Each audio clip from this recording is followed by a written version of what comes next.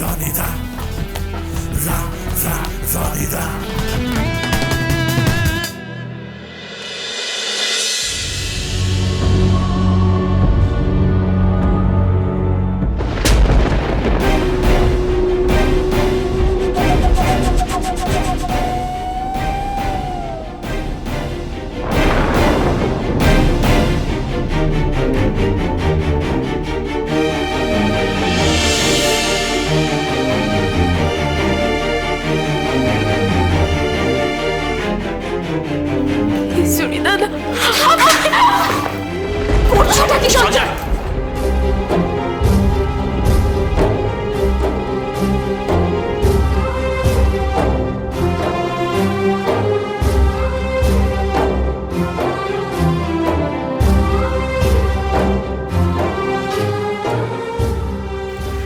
কাকা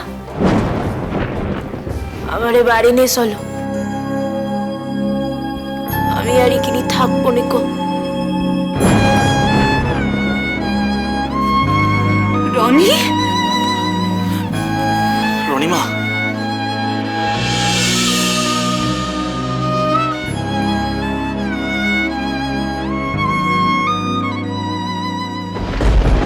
কেন এরকম করছো সঞ্জয়? কেন মারছো এভাবে মেয়েটাকে? আর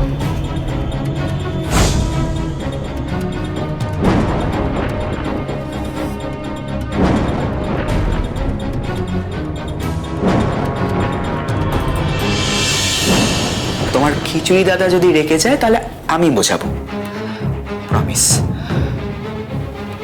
আমি জানি তোমার খিচুড়ি দাদার ভুলটা কিভাবে সংশোধন করতে হয়। আফটার অল আমি তো ওনার সন্তান।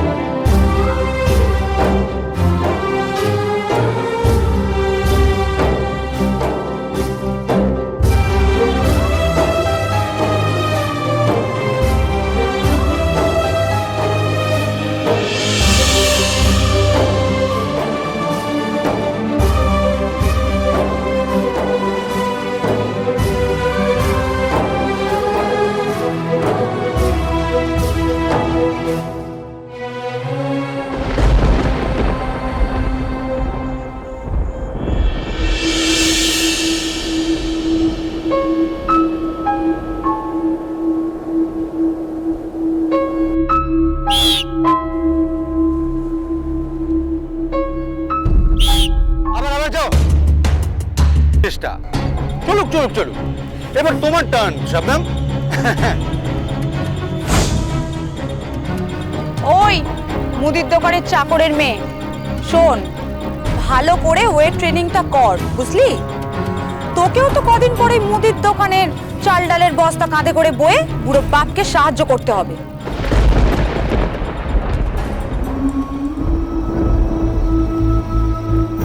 বয়েস, one more.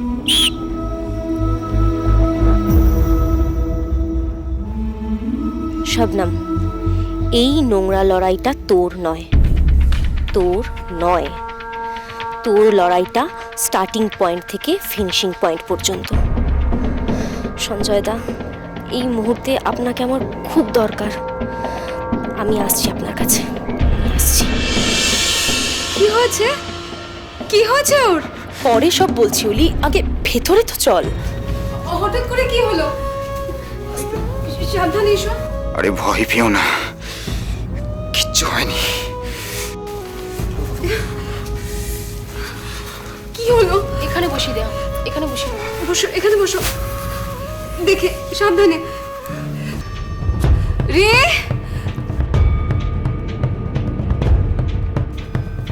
তোমার বাবা খুব অসুস্থ, ওকে বেডরুমে নিয়ে যেতে হবে।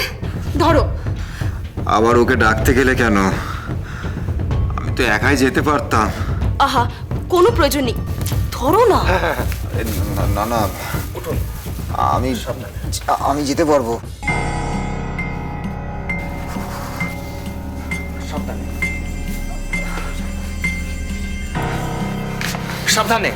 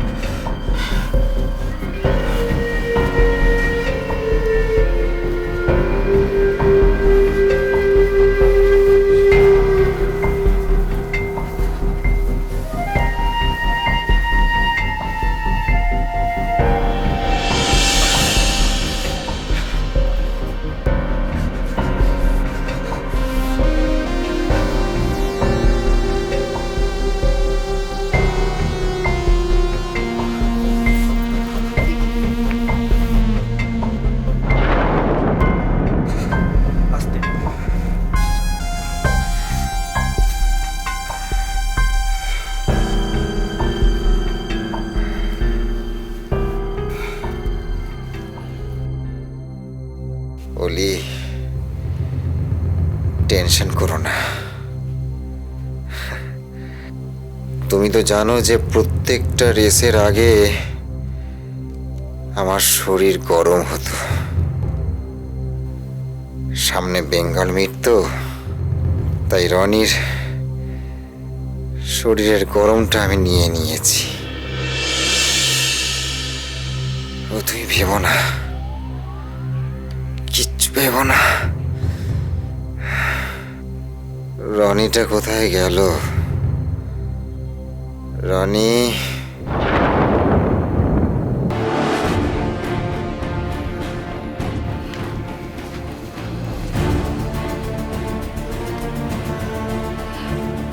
কি হয়েছিল? ভোরবেলা সঞ্জয়বাবু ফ্ল্যাটে এসে নিজের পরিচয় দেন। আমরা তো অবাক, দেখি উনি খুব অসুস্থ, জ্বরে ঠকঠক করে কাঁপছিলেন। তোরা আমাকে ফোন কেন করিসনি? তোকে ফোন করলে তুই বেকার টেনশন করতিস, তার থেকে অনেক বেশি ইম্পর্টেন্ট ছিল ডক্টরকে ইনফর্ম করা। হ্যাঁ, আমিও সাথে সাথে আমাদের ফ্যামিলি ফিজিশিয়ানকে ফোন করি, আর উনিও খুব তাড়াতাড়ি চলে আসেন। উনি বললেন ভয়ের কিছু নেই, ওষুধ দিয়েছেন, একদম ঠিক হয়ে যাবে। হ্যাঁ, এই ওষুধগুলো রাখুন। এর মধ্যে সমস্ত ওষুধগুলো আছে, কখন কি খেতে হবে সেটা সব লেখা আছে। আর এটা প্রেসক্রিপশন। দুদিনের মধ্যে যদি জ্বরটা না কমে তাহলে ওই ব্লাড টেস্টগুলো করিয়ে নেন। আর শোন, 8 ঘন্টা আগে একটা প্যারাসিটামল দেওয়া হয়েছিল, 3-4 ঘন্টা পর একটা অ্যান্টিবায়োটিক পড়বে। তুই একটু মনে করে ওষুধগুলো দিস। এবার আমাদের যেতে হবে, আমার অফিস আর ওর স্কুল আছে। আর শোন, আমি গিয়ে হেড ম্যামকে বলে দেবো তুই 2 দিন স্কুল আসতে পারবি না, ঠিক আছে? Bye, take care. আপনাদের যে কি বলে ধন্যবাদ জানাবো। কী সব বাজে কথা বলছিস? কিসের ধন্যবাদ? আজকে অনেকটা লেট হয়ে গেল, আসি। আর সঞ্জয় বাবুর খেয়াল রাখিস। চলো। নমস্কার।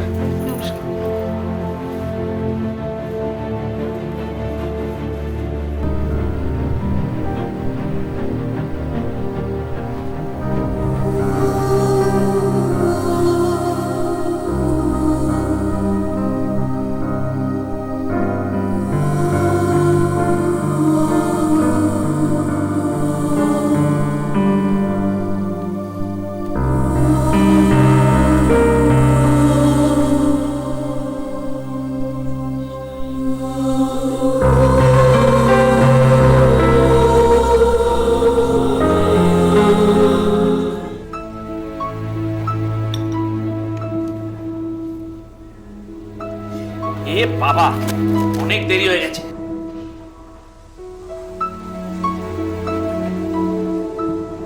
কুন্তল কাকা, আমারে বাড়ি নিয়ে চলো। রনিমা, শোন মা, বড় হয়েছিস, একটু বোঝার চেষ্টা কর মা। আমি বাড়ি যাবানি। বাবা তো বললো তোমার বেঙ্গল মিট হয়ে গেলে আমরা সবাই মিলে মামুদপুর যাব। তাহলে এখন বাড়ি যাওয়ার জেদ করছো কেন? It is not fair Roni দিদি। আমি আর একটু এখানে থাকবো নিকো, আর খিচুড়ি দাদার বাড়িও যাবো নিকো। তা কখনো হয় নাকি? তুই খাবি না, আমি কি রাক্ষস নাকি যে আমি একা একা খেয়ে নেবো? সে আমার যতই খিদে পাক না কেন, আমি খাবো না। চল। ঠিক আছে, আমি আমি খাবার নি, আহ, তুমিও খেয়ে নাও। বাহ মীরা, তাহলে মীরা, বাজার তো নেই ঘরে, আমি চট করে বাজারটা সেরে ফেলি, তুমি রান্না করে ফেলো, তারপর খাওয়া দাওয়া করে একসঙ্গে সবাই মাউথপুর, ঠিক আছে? হ্যাঁ হ্যাঁ, তুমি চটপট করে যাও, বাজারটা করে নিয়ে আসো, হ্যাঁ? এই দেখেছো, আসল কথাটাই ভুলে গেলাম। কি গো বাবা? আরে বাবা, রনি তো আবার ওই ডাল ভাত মাছ মাংস এসব খায় না, ওর জন্য তো আবার ওটস আনতে হবে। হ্যাঁ তাই তো, যারা দৌড়য় তারা তো ওই সবই খায়। ওসবের দরকার নিকো, আমি ওসব খাবো নিকো। আমি তো আর কোনো দিনও দৌড়াবো নিকো।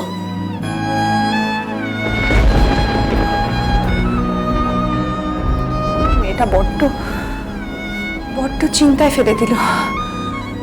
বাবা, পরে দিদি কি আর সত্যি সত্যি দৌড়াবে না?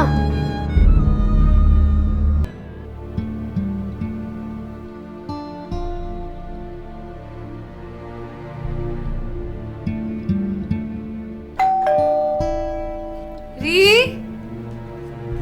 রি একটু দেখ না কে এলো।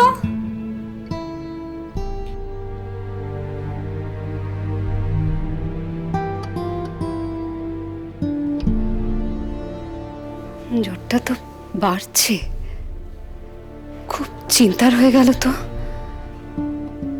ডাক্তারকে ফোন করব। বৌদি,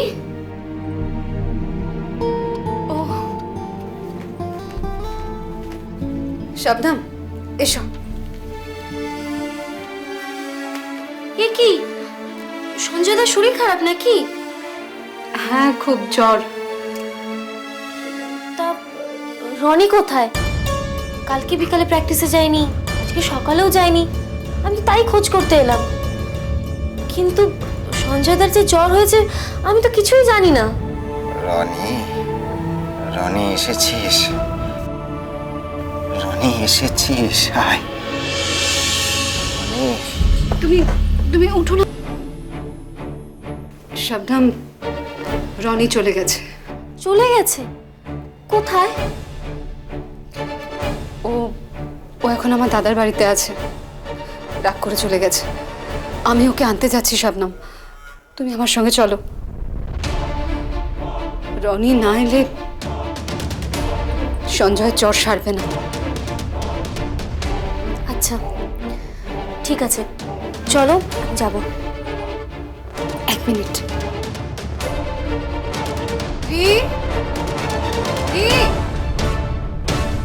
এই সব কিছুর জন্য, সব কিছুর জন্য তুমি দায়ী, মনে রেখো।